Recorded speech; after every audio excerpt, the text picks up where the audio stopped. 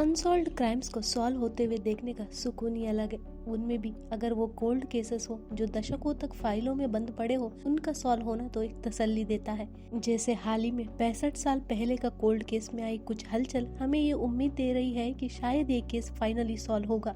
मैं बात कर रही हूँ बॉय इन द बॉक्स वाले कोल्ड केस के बारे में। 1957 को फिलाडेल्फिया में एक बॉक्स में बिना कपड़ों के एक बच्चे का लाश बरामद हुआ था।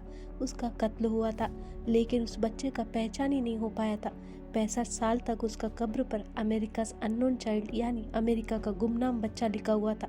जेनेटिक टेस्टिंग की मदद से 2022 में उस बच्चे का नाम पता चला है, 4 साल का जोसेफ अगस्टस जरेली। उम्मीद है कि अगर उसके कातिल जिंदा है तो उन्हें भी सजा होगा। आज हम इस वीडियो में ऐसे ही कुछ कोल्ड केसेस को 2022 में सॉल्व होते हुए देखेंगे। 1977 की गर्मियों में 3 लड़कियां 8 साल की लोरी फार्मर, 9 साल की मिशेल घूस और 10 साल की डोरिस मिलर 12 जून 1977 की शाम को ओक्लाहोमा का माइस काउंटी स्काउट कैंप के लिए आती है।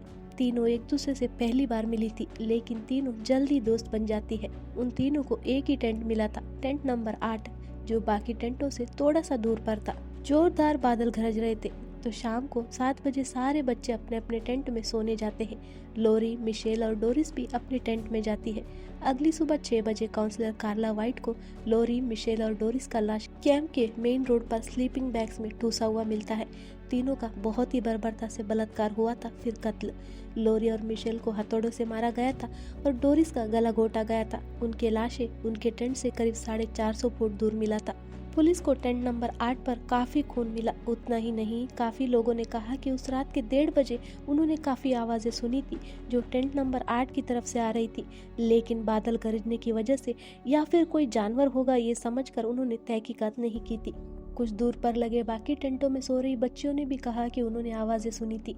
पुलिस ने कैंप साइट के आसपास 400 एकड़ में छानबीन की थी और टेंट नंबर 8 के पास ही उन्हें डक्ट टेप, रस्सी, एक फ्लैशलाइट और औरतों का चश्मा बरामद हुआ था। डक्ट टेप और रस्सी बच्चों पर इस्तेमाल डक्ट टेप और रस्सी से मैच कर रहे थे। कुछ दूर कई काली बियर बॉटल्स भी बरामद हुए। सर्च आगे बढ़ी तो एक गुफा में पुलिस को और डक्ट टेप, कुछ सामान, न्यूज़पेपर और फोटोग्राफ बरामद हुए।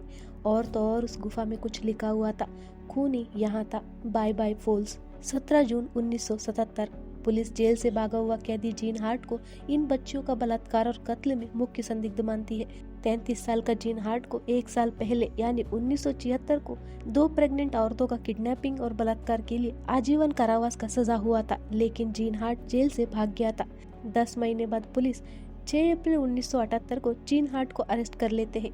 जीन हार्ट को गर्ल स्काउट मर्डर्स में चार्ज किया जाता है, लेकिन सबूतों के अभाव और लोकल प्रोटेस्ट के कारण इसमें उसे सजा नहीं मिलता है।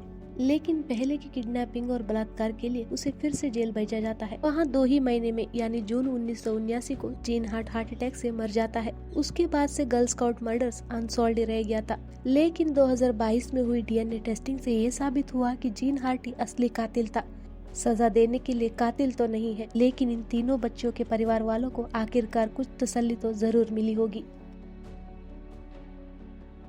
तारा ग्रिनस्टेड ब्यूटी पेजेंट कंटेस्टेंट थी जो एक टीचर के तौर पर काम कर रही थी। 30 साल की तारा ओसिला जॉर्जिया की इरविन काउंटी हाई स्कूल में हिस्ट्री का टीचर थी। 22 अक्टूबर 2005 शनिवार का दिन था। तारा अपना काम खत्म करके दोस्तों के साथ खाना खाने के लिए बाहर जाती है और 11 बजे वो अपने घर लौटती है। दूसरे दिन जब तारा स्कूल नहीं आई तो उसके दोस्त परेशान हो जाते हैं और उसका हालचाल जानने के लिए उसके घर पहुंचते हैं। तारा का कार उसके घर के सामने ही पार्क था, लेकिन तारा दरवाजा नहीं खोल रही थी। पुलिस को बुलाया जाता है। तारा का पर्स और चाबियां घर से गायब थी। एक लैंप टूटा हुआ था। पुलिस को तारा कहीं नहीं मिली, ना जिंदा ना मुर्दा। साल गुजरते गए और 12 साल बाद यानी 2017 को ब्रूक शेरिडन नाम की महिला पुलिस के पास एक अजीब सी स्टोरी लेकर आती है। ब्रूक शेरिडन ने कहा कि वो उसका बॉयफ्रेंड बो ड्यूक्स का एक सीक्रेट जानती है। वो ये था कि बो ड्यूक्स सालों पहले अपने एक दोस्त का मदद किया था कत्ल को छुपाने में। कत्ल था उसका टीचर तारा ग्रिनस्टेड का। असल में बो ड्यूक्स का रूममेट और दोस्त रैन डूक ने बो को कहा था कि उसने चोरी करते हुए गलती से तारा का कत्ल किया है और बो का फैमिली की जमीन में उसे गाड़ दिया है। रैन के कन्फेशन के बाद बो ने तारा का बॉडी को जलाने में रैन का मदद किया था। पुलिस ने बो और रैन को अरेस्ट कर लिया। रैन ने पहले तो तारा का कत्ल को कबूला। उसने कहा कि वो ड्रग्स के नशे में तारा के घर चोरी करने गया था और अचानक से तारा सामने आई थी। रैन उसके सिर पर वार करता है, जिसकी वजह से तारा का डेथ हो जाता है। बो ड्यूक्स को कत्ल को छुपाने और सबूत मिटाने के जुल्म में 25 साल का सजा हुआ। मई 2022 में रैन का केस कोर्ट में आता है और उसने कहा कि 2017 में जो उसने पुलिस के सामने जुल्म कबूला था, उस समय वो नशे में था। असल में बो ड्यूक्स ने तारा का कत्ल किया था और रैन ने बो का मदद किया था लाश को ठिकाने लगाने में। रैन पर से तारा का कत्ल का चार्जेस हटे और उस पर सबूत मिटाने और लाश को ठिकाने लगाने का चार्जेस लगे और उसे 10 साल का सजा हुआ। अब सच में कत्ल किसने किया है वो तो नहीं पता, लेकिन दोनों को सजा तो जरूर हुआ। नॉर्थ डकोटा के मिनोट स्टेट यूनिवर्सिटी की स्टूडेंट 18 साल की अनीता गुडसन का लाश उसके कमरे में बरामद हुआ था। उसे चाकू घोंपा गया था। सालों गुजर गए थे, लेकिन उसका खून ही नहीं पकड़ा गया था। अनीता अपने परिवार से दूर रहकर यूनिवर्सिटी में पढ़ रही थी, लेकिन अपने परिवार से उसके रिश्ते बहुत करीब थे। 4 जून 2007 को अनीता का कांटेक्ट ना कर पाने पर परेशान अनीता का पिता गॉर्डन गुडसन उसके अपार्टमेंट आते हैं। अनीता का कार पार्किंग में ही था और अपार्टमेंट बंद था। अपार्टमेंट का मैनेजर अनीता के पिता को अपार्टमेंट को दूसरी चाबी की मदद से खोल कर देता है। अंदर किसी भी पिता का सबसे बुरा सपना सच बनकर पड़ा था। गॉर्डन ने देखा कि उनकी 18 साल की बेटी अनीता खून में लथपथ पड़ी थी। वो तुरंत पुलिस को बुलाते हैं। पुलिस को अनीता का विंडो स्क्रीन टूटा हुआ मिलता है। अनीता पर 2 बार चाकू घोंपा गया था और उसे बड़े से कोट से ढका गया था। अनीता के घर से कुछ भी गायब नहीं था और सिंक में खून से लथपथ हत्या में इस्तेमाल चाकू पड़ा हुआ था। देश भर में अनीता का हत्यारे का खोज शुरू हुआ, लेकिन कातिल नहीं मिला। बहुत कम एविडेंस की वजह से अनीता का खूनी पुलिस के चंगुल से दूर था। 15 साल बाद अनीता के केस में फुर्ती आया और पुलिस ने 34 साल की निकोल राइस को अनीता के कत्ल के इल्जाम में अरेस्ट कर लिया। निकोल अनीता के कत्ल के वक्त उसकी रूममेट थी और निकोल और अनीता पहले तो दोस्त थे, लेकिन साथ रहने लगे तो दोनों के बीच मनमुटाव होने लगा और उस रात को दोनों के बीच का झगड़ा इतना बड़ा कि नशे की हालत में निकोल ने अनीता का खून कर दिया।